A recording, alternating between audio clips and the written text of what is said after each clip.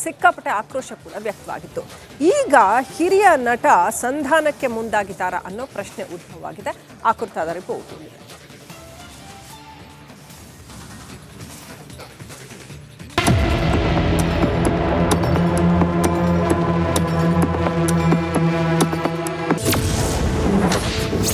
ದೋಸ್ತ್ಗಾಗಿ ಸಂಧಾನಕ್ಕೆ ಮುಂದಾದ್ರ ವಿನೋದ್. ರೇಣುಕಾ ಕುಟುಂಬಕ್ಕೆ 1 ಲಕ್ಷ ರೂಪಾಯಿ ಚೆಕ್ ವಿತರಣೆ.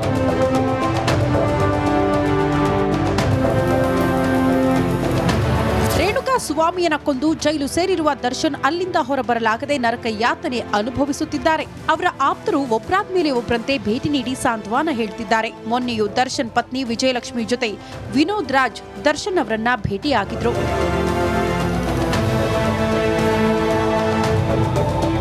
ಇಂದು ಚಿತ್ರದುರ್ಗದಲ್ಲಿರುವ ರೇಣುಕಾ ಸ್ವಾಮಿ ಮನೆಗೆ ಹಿರಿಯ ನಟ ಕಂ ಪೊರ್ಕಿ ಸ್ನೇಹಿತ ವಿನೋದ್ ರಾಜ್ ಭೇಟಿ ನೀಡಿದ್ರು. ಹೆತ್ತವರಿಗೆ ಸಾಂತ್ವನ ಹೇಳಿದ ವಿನೋದ್ ರಾಜ್ 1 ಲಕ್ಷ ಚೆಕ್ ನೀಡಿದ್ರು.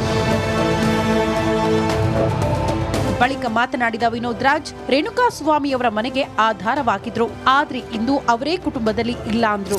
ತಲೆ ಕಿಟ್ಟು ಹೋಗಿದೆ. ಯಾರು ಅಜ್ಜಿ ಬೇರೆ ಇದ್ದಾರೆ, 99 ವಯಸ್ಸಿನವರು ಪಾಪ. ಆಮೇಲೆ ಗರ್ಭಿಣಿಯಾಗಿದ್ದಾರೆ.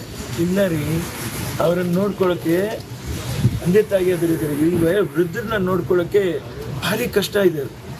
ಕೈ ಕಟ್ಟಿಬಿಟ್ಟು ಅವ್ರನ್ನ ಮಂಚದಲ್ಲಿ ಮಲಗಿಸಿರ್ತಾರೆ. ಕೆರ್ಕೊಂಡ್ಬಿಟ್ರೆ ಹುಣ್ಣಾಗುತ್ತೆ ಅಂತ ಹೇಳ್ಬಿಟ್ಟು ಅದೆಂತ ನರಕರಿಯೋದು.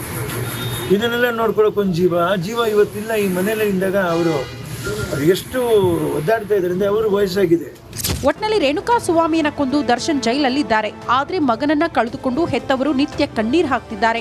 ಈ ಮಧ್ಯೆ ವಿನೋದ್ ರಾಜ್ ಕುಟುಂಬಸ್ಥರನ್ನ ಭೇಟಿಯಾಗಿರೋದು ಸಂಧಾನಕ್ಕೆ ಯತ್ನ ಮಾಡಿದ್ರ ಅನ್ನೋದು ಸದ್ಯದ ಪ್ರಶ್ನೆ. Bureau report, republic Kannada.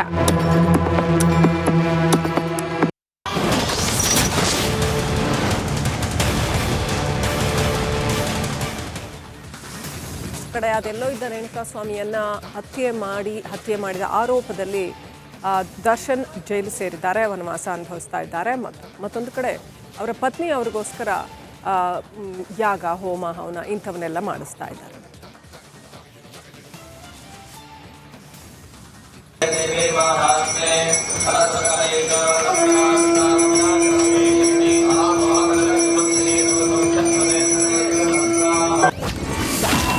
ಪತಿಗಾಗಿ ಪತ್ನಿಯ ಚಂಡಿಕಾ ಯಾಗ. ಎಷ್ಟೇ ಹಿಂಸೆ ಕೊಟ್ರೂ ಗಂಡನೇ ಎಲ್ಲ.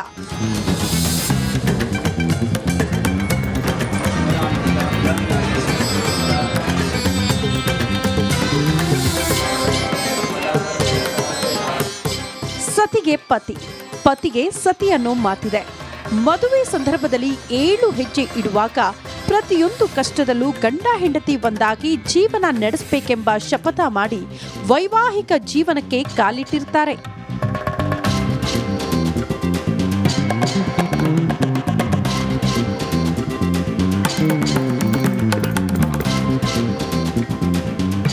ಆದ್ರೆ ರೇಣುಕಾ ಸ್ವಾಮಿ ಕೊಲೆ ಮಾಡಿ ಜೈಲು ಸೇರಿರುವ ಪರಮ ಪಾಪಿ ದರ್ಶನ್ ತನ್ನ ಪತ್ನಿಯ ಜೊತೆ ಹೀಗಿರ್ಲಿಲ್ಲ. 2011ರಲ್ಲಿ ವಿಜಯಲಕ್ಷ್ಮಿಗೆ ಬದುಕಿದ್ದಾಗಲೇ ನರಕಲೋಕ ತೋರಿಸಿದ್ದ. ಚಲಿಸುತ್ತಿದ್ದ ಕಾರಿನಲ್ಲೇ ಮನ ಬಂದಂತೆ ಥಳಿಸಿದ್ದ, ಕಿವಿ ಕಚ್ಚಿದ್ದ, ಕೈ ಮುರಿದಿದ್ದ, ಮುಖದ ಮೇಲೆ ಸಿಗರೇಟ್ನಿಂದ ಸುಟ್ಟು ಚಿತ್ರ ಹಿಂಸೆ ನೀಡಿದ್ದ.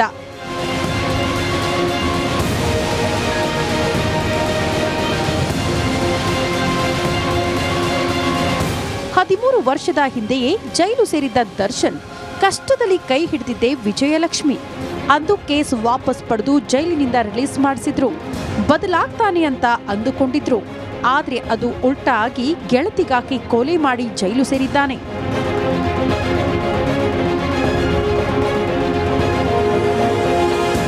ಈಗ ಹೇಗಾದ್ರೂ ಮಾಡಿ ಗಂಡನನ್ನ ಜೈಲಿನಿಂದ ಬಿಡುಗಡೆ ಮಾಡಿಸಲು ದೇವರ ಮೊರೆ ಹೋಗಿದ್ದಾರೆ. ಮಳೆಯ ನಡುವೆಯೂ ಕೊಲ್ಲೂರು ಮೂಕಾಂಬಿಕೆ ಸನ್ನಿಧಿಯಲ್ಲಿ ಚಂಡಿಕಾ ಯಾಗ ಮಾಡಿಸಿದ್ರು. ಬೆಳಿಗ್ಗೆ 5 ಗಂಟೆಗೆ ದೇವಿಗೆ ರೇಷ್ಮೆ ಸೀರೆ, ಪುಷ್ಪವನ್ನ ನೀಡಿ ವಿಜಯಲಕ್ಷ್ಮಿ ಪ್ರಾರ್ಥನೆ ಸಲ್ಲಿಸಿದ್ರು.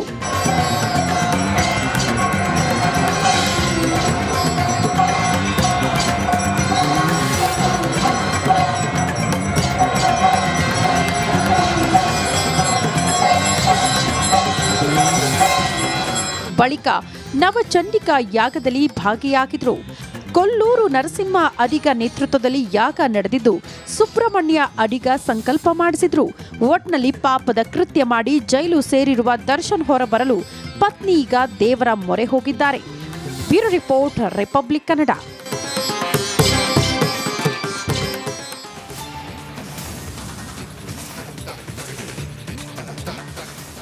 ಹಾಗಾದರೆ ಈ ನವಚಂಡಿಕಾ ಯಾಗ ಅಂದರೆ ಏನು, ಇದನ್ನು ಯಾರು ಮಾಡಿಸ್ತಾರೆ, ಯಾತಕ್ಕೋಸ್ಕರ ಮಾಡಿಸ್ತಾರೆ, ಡೀಟೇಲ್ಸ್ ನೋಡ್ತಾ ಹೋಗೋಣ ಬನ್ನಿ.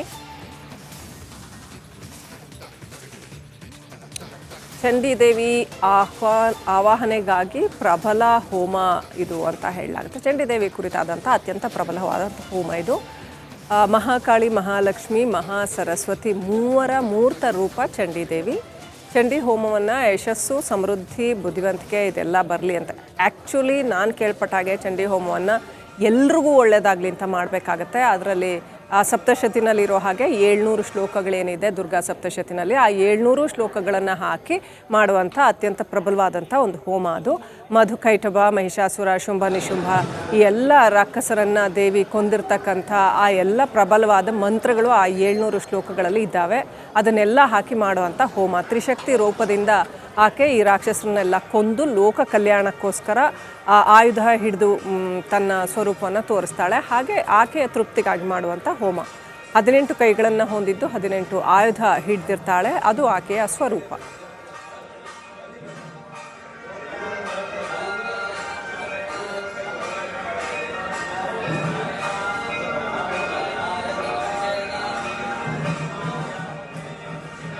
ಮಾಟ ಮಂತ್ರ, ವಶೀಕರಣ, ಗ್ರಹದೋಷ ಇಂಥವೆಲ್ಲ ಇದ್ದವರು ಕೂಡ ಅದರ ನಿವಾರಣೆಗಾಗಿ ಚಂಡಿಕಾ ಹೋಮವನ್ನು ಮಾಡಿಸ್ತಾರೆ. ಆ್ಯಕ್ಚುಲಿ ಸ್ಕ್ರಿಪ್ಚರ್ಸಲ್ಲಿ ಚಂಡಿಕಾ ಹೋಮದ ಉದ್ದೇಶ ಬೇರೆಯೇ ಇರುತ್ತೆ. ಲೋಕ ಕಲ್ಯಾಣಕ್ಕೋಸ್ಕರ ಮಾತ್ರವೇ ಮಾಡಿಸಬೇಕು ಅಂತಿರುತ್ತೆ. ಯಾರೋ ಒಬ್ಬರ ಹೆಸರಿನಲ್ಲಿ ಮಾಡೋ ಹಾಗಿಲ್ಲ. ಇವತ್ತು ಎಲ್ಲರೂ ಬೇಕಾಬಿಟ್ಟಿಯಾಗಿ ಅದನ್ನು ಮಾಡೋದನ್ನು ನಾವು ಗಮನಿಸಬಹುದು. ಶತ್ರುಬಾಧೆ ನಿವಾರಣೆಗೋಸ್ಕರ ಕೂಡ ಮಾಡ್ತಾರಂತೆ. ಎಂಥೆಂಥ ಮಹತ್ವದ ಯಾಗಗಳನ್ನು ಎಂಥ ಕ್ಷುಲ್ಲಕ ಕಾರಣಗಳಿಗಾಗಿ ಮಾಡ್ತಾರಪ್ಪ ಇವತ್ತು ಅಂತ ಅನಿಸುತ್ತೆ. ನಿಜಕ್ಕೂ ಆಶ್ಚರ್ಯ ಆಗತ್ತೆ. ನಮ್ಮ ಟ್ರೆಡಿಷನ್ ಕೊಟ್ಟಿರ್ತಕ್ಕಂಥ ಅತ್ಯಮೂಲ್ಯವಾದಂಥ ಯಾಗಗಳನ್ನು, ಮಂತ್ರಗಳನ್ನು ಇಂಥ ಉದ್ದೇಶಕ್ಕೆಲ್ಲ ಬಳಸಬಹುದಾ ಗೊತ್ತಿಲ್ಲ. ಏನೂ ಆಗ್ಬೋದು ಅಂತ ಅನಿಸುತ್ತೆ. ಕಾಲ ಆಗಿದೆ.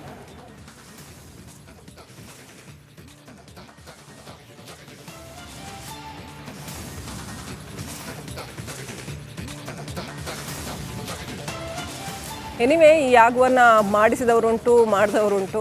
ಹೇಗಿತ್ತು ಆ ಯಾಗ, ಯಾಕೆ ಮಾಡಿಸಿದ್ರು? ಆ ಪುರೋಹಿತರು ರಿಪಬ್ಲಿಕ್ ಕನ್ನಡ ಜೊತೆ ಮಾತನಾಡಿದ್ದಾರೆ. ಏನು ಹೇಳಿದ್ದಾರೆ ನೋಡೋಣ ಬನ್ನಿ.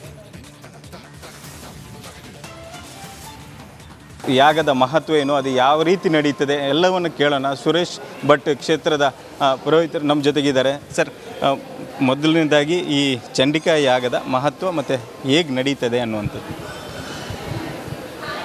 ನೋಡಿ. ಚಂಡಿಕಾ ಯಾಗ ವಿಶೇಷವಾಗಿ ಕಲಿಯುಗದಲ್ಲಿ ತುಂಬ ಮಹತ್ವ ಇರುವಂಥದ್ದು. ಕಲವು ಚಂಡಿ ವಿನಾಯಕ ಅಂತ ಯಾರು ವಿಶೇಷವಾಗಿ ಈ ಕಲಿಯುಗದಲ್ಲಿ ಚಂಡಿಕಾ ದುರ್ಗಾ ಆರಾಧನೆ, ವಿನಾಯಕ ಆರಾಧನೆ ಮಾಡ್ತಾರೋ ಕ್ಷಿಪ್ರ ಫಲ ಸಿಗ್ತದೆ, ಶೀಘ್ರ ನಮ್ಮ ಫಲ ಸಿಗ್ತದೆ, ನಮ್ಮ ಸಂಕಲ್ಪ ಶೀಘ್ರದಲ್ಲಿ ಪರಿಪೂರ್ಣ ಆಗ್ತದೆ ಅಂತ ಶಾಸ್ತ್ರಜ್ಞರು ಹೇಳಿರುವಂಥದ್ದು. ಅದು ಈ ಮಹಾಸನ್ನಿಧಾನ ಶಕ್ತಿಯ ಒಂದು ಸಂಗಮ. ಇಲ್ಲಿ ಶಿವಶಕ್ತಿ ಐಕ್ಯವಾಗಿರತಕ್ಕಂಥ ಸ್ವಯಂಭುಲಿಂಗದಲ್ಲಿ ಶಿವಶಕ್ತಿ ಐಕ್ಯವಾಗಿರುವಂಥದ್ದು. ಜಗತ್ತಿನಲ್ಲೇ ಪ್ರಸಿದ್ಧವಾದ ಒಂದು ಉದ್ಭವಲಿಂಗ ಇರತಕ್ಕಂಥ ಕ್ಷೇತ್ರ. ಸ್ವರ್ಣರೇಖಾಂಕಿತಂ ಲಿಂಗಂ ನಾಸ್ತಿ ಜಗತ್ರಯೇ ವಾಮಭಾಗಾಧಿಕಂ ತಲೆ ನಭೂತೋ ಭವಿಷ್ಯತಿ ಅಂತ ಹೇಳಿದ್ದಾರೆ. ಎಲ್ಲಿ ಪ್ರಪಂಚದಲ್ಲಿ ಯಾವ ಒಂದು ಕ್ಷೇತ್ರದಲ್ಲಿ ಲಿಂಗ ತಾನಾಗಿ ಉದ್ಭವವಾಗಿ ಆ ಲಿಂಗದ ಮಧ್ಯೆ ಸ್ವರ್ಣರೇಖೆ ಇದ್ದು, ಲಿಂಗದ ಎಡಭಾಗ ಶಕ್ತಿ, ಬಲಭಾಗ ಶಿವವಾಗಿ, ಶಕ್ತಿಯ ಭಾಗದಲ್ಲಿ ಕಾಳಿ ಲಕ್ಷ್ಮಣ ಸರಸ್ವತಿ ಐಕ್ಯವಾಗಿ, ಶಿವಭಾಗದಲ್ಲಿ ಬ್ರಹ್ಮ ವಿಷ್ಣು ಮಹೇಶ್ವರ ಐಕ್ಯವಾಗಿ, ಶಕ್ತಿ ಭಾಗ ಜಾಸ್ತಿ ಇರೋದು ಈ ಕೊಲ್ಲೂರಿನಲ್ಲಿ ಮಾತ್ರ. ಈ ಒಂದು ಶಕ್ತಿಯ ನಮಗೆ ಈ ಇರುವಿಕೆ ಗೊತ್ತಾಗಿದೆ ಶಂಕರಾಚಾರ್ಯರಿಂದ.